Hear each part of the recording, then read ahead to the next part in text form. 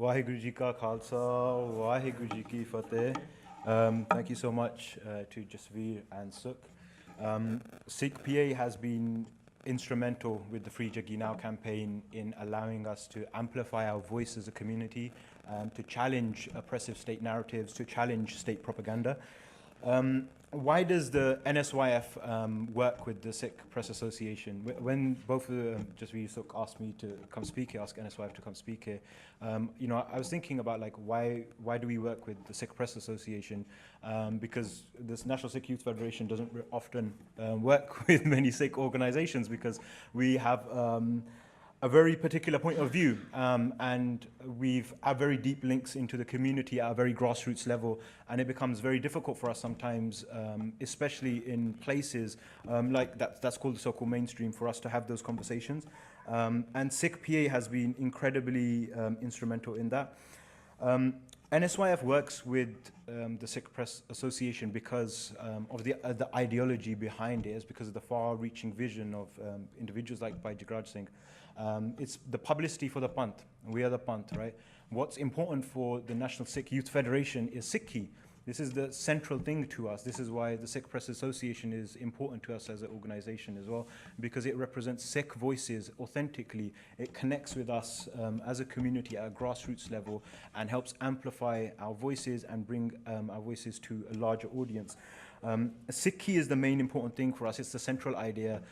It's what we're most concerned about, and it's Sikhi that's attacked. When it comes to the media, when it comes to, especially with like the Jaggi campaign, it's Sikhi that's attacked by the entirety of the Indian press. We have articles that were published in the Hindustan Times calling people that were retweeting the Free Jaggi Now campaign terrorists, and that they were monitoring everyone who was retweeting this campaign, and that they were considering blacklisting everyone. So in that kind of environment, the oppressive environment where we have internalized the trauma of genocide, and we kind of we need that larger context.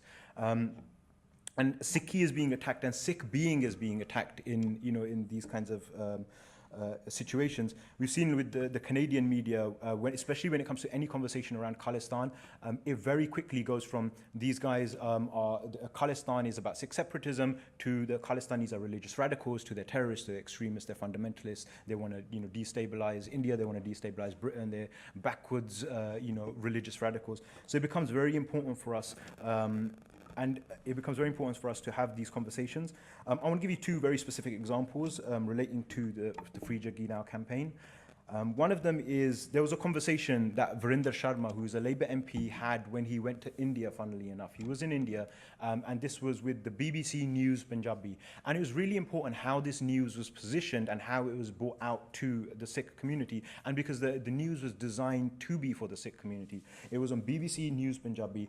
It was about having a credentialized platform. As a community, we'll latch onto the logo, the idea of the BBC, and say this must be authentic, authoritative coverage. So our community in Punjabi are watching this, and the interview with Virender Sharma, who's a known pro-Indian government politician. He has one of the lowest attendances as an MP, lowest voting records, but he'll always vote in the favor of India. These are all like facts. You can look up, you can research his voting records. It's all public information. In that interview, he spoke in Punjabi, and in that interview, he explained and defined what Sikhi was. He talked about Sikh concepts. He tried to explain what Sarbat da Pala was. He tried to explain to Sikhs, as this credentialized individual, as an MP, what Sikh ideology is, what Sikhi stands for, why these fringe elements, these radical religious extremists, aren't representatives of Sikhi, but in fact, Virender Sharma is. And he gave his Sikh credentials. We often call it in the NSYF, we call it giving your Sikh CV. Whenever somebody speaks in a Panthic position or in a Panthic platform, why people come into Sikh spaces as well, it's a very interesting thing. Like Sikh MPs, that type, they come into Sikh spaces because they want to build their Sikh CV. So in that thing, he gave his Sikh CVs. I've studied Guru Granth Sahib, I've studied Sikhi, I've studied this. I know a lot about like Sikhi and Sikh ideology. Sikh PA, fortunately enough, they're very educated individuals. They're bilingual, they understand the language, they understand the nuances of the culture. And they pulled that interview up immediately. They sat down, they transcribed it, they pulled all of the information out of that video. And what we ended up with was a transcript. And with that transcript, with NSYF, we were able to share our expertise, we were able to share our knowledge, and we were able to pull out the issues from within that transcript that showed where, in particular, Verinder Sharma was distorting factual information.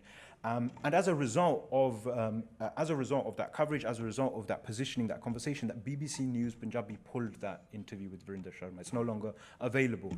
So that's one very specific example. Another one was the Indian Deputy High Commissioner, Dinesh Patek, who went on BBC Asia Network and made factually incorrect statements. And he made actually very threatening statements to the Sikh community. And again, in a similar fashion, we were able to work with the Sikh Press Association to challenge specific factual inaccuracies regarding Jagtar Singh Johal's cases, and to challenge that misinformation and that false narrative. And we were able to call him out. And mainstream newspapers, I think there's a one run by Sunny Hundal as well, Barfi Culture is a new one, that picked up on it. Other newspapers were picking up on this conversation that was happening. They were picking up that there's dissent within the Sikh community, that they don't accept what the Indian state is saying regarding them. And we know with Sikh PA as well, the conversations that happen around Khalistan, they give us a platform to share, our voice. And it becomes very important for us because within the Sikh community, internally within the Sikh community, those Sikhs that have nirta to the Guru, that are close to Guru, that are close to the Seva and Gurdwara, they are within the center of the Qawm, they form the Panth. And then on the periphery, we have people that they identify themselves through various different labels. I'm a self-identifying Sikh, or they're from Sikh family backgrounds, and they form the periphery of the Sikh community. And on the periphery, we have interpreters, academics, journalists, MPs, etc., and governments and people that work within governments. And from the periphery, they try to explain what's happening within this alien, backwards, potentially religious extreme environment. And it becomes very important for us because we are then able to position ourselves also in those same spaces and challenge those conversations, challenge those interpretations, and challenge where people are speaking from. From the National Sikh Youth Federation, we have one agenda, and that is Sikhi, is Guru and Panth. And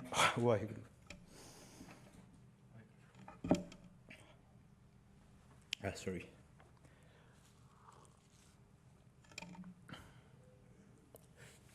Yeah, our agenda in National Sikh Youth Federation is Sikhi and Panth, and that is what's most important to us.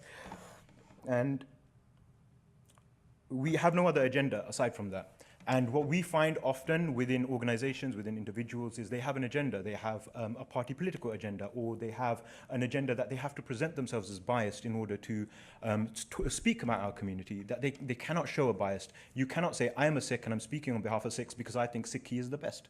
It becomes very difficult for us. You have to remove that bias to communicate in the world, and you have to show that I am, in modernity, I have no bias, I've left my religion behind, I'm a neutral individual, I don't actually think Sikhi is the best. All religions are one. Universalism, modernity, it forces us to strip away what makes us Sikh. And for organizations like the National Sikh Youth Federation, it becomes very important for us that in those environments that we are able to present an authentic Sikh voice. We're able to present an uncompromising Sikh voice that places Guru and Panth at the center, and wants to bring Sikh ideas out into the world rather than bringing ideas from outside and try to latch those on into our community. And that's what often happens, because the individuals on the periphery become credentialized, authoritative voices, and they'll go out into modernity, into society that's dominated by whiteness, and they'll bring those ideas back into the Gurdwara. They'll bring those ideas back in the community and make them legitimate. When we go into the Gurdwara, we know that the Guru is the most central thing. We know the Guru is the most authoritative. We know Guru is the highest seat of authority. If the Queen came into the Guru's Darbar, a Sikh knows what the hierarchy is. We know that the Queen doesn't have any power over Guru Granth Sahib. We know the Queen is a worldly ruler who has. We know what Gurbani says, Rajeshi Maqaddam Kutte, that we know that rulers like the Queens, like politicians, they're not impartial. They're not able to speak from a position of humanity, from love, from daya. And Guru allows us to reject all notions of anybody's authority except for the Guru and the ideas from Guru. So this is why we work with the Sikh Press Association. This is why it's important that we have a Sikh Press Association.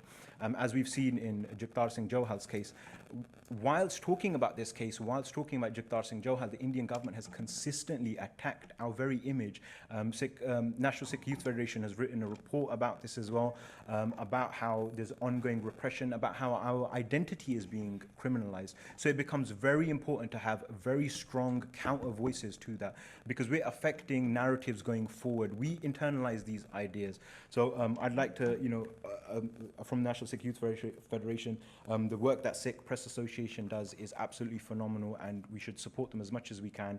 And we should remember what the Sikh Press Association is set up to do, is to provide, is to work with the Sikh community, to provide publicity for the Panth, and to bring Sikh ideas out into the world and show that we are equal partners on the world stage. We don't have to strip away Sikh notions. We don't have to strip away our identity to fit in, to navigate these spaces. We can bring our culture and our ideas out, and we can challenge any arguments that take place, as we've seen with the Free Jaggi Now campaign, a very small team. I'll tell you a small anecdote about the campaign once we were having a conversation. That the Free Jaggi Now team is perhaps maybe 6 people, to 10 people. It's a very small team. At one point with Jagtar Singh Johal, he was surrounded by 25 police officers while he was having a conversation with his lawyer. And we were laughing that we don't even have that many people in the Free Jaggi Now campaign team. But still, with such a small team, with the expertise of the Sikh Press Association, with their proactive nature, their willingness to go out and reach out and use the expertise to help the Sikh community, we are able to form a campaign that that had communicated to the entire Sikh diaspora. And one thing that's really important, we saw Sikhs all over the world raise their voice, right? We saw like Jagmeet Singh in Canada, we saw like Sikh MPs in the UK. What was the one thing that was the one thing in common to all of that was Sikhi, and it shows that when it comes down to it, no idea of nationality, no idea of any nation's sovereignty can stop Sikhs from uniting. And we saw that in the Free Jaggi Now campaign. Everybody that raised their voice for Jaggi was because he was a Sikh, because Sikhi was being attacked. And that was the most important thing. And it was fantastic and phenomenal to see in this day and age. And politicians, like, we were monitoring, I'm sure the Sikh Press Association was monitoring as well. The response times, we know it took Jagmeet Singh like 16 days to respond, because within the, the environment of his political party, he has to find a position of how to respond correctly. We were able to respond much, much more faster. We don't have any paid staff. We don't have people that speechwriters, professionals, all the rest of it. And we are able to respond with such agility and counter narratives that were imposed on us. And it shows the entire diaspora uniting to show that we are united as Sikhs, that this is related to a larger context. It is connected to Sikhi, it is connected to our sovereignty, it's connected to 1984. These are still incredibly important ideas for Sikhs. And to provide that narrative and to help the younger generation to understand on these ideas. I think that's all I have to say. On this, thank you. Sorry if I've ran over. Thank you so much. Waheguru Ji Ka Khalsa, Waheguru Ji Ki Fateh.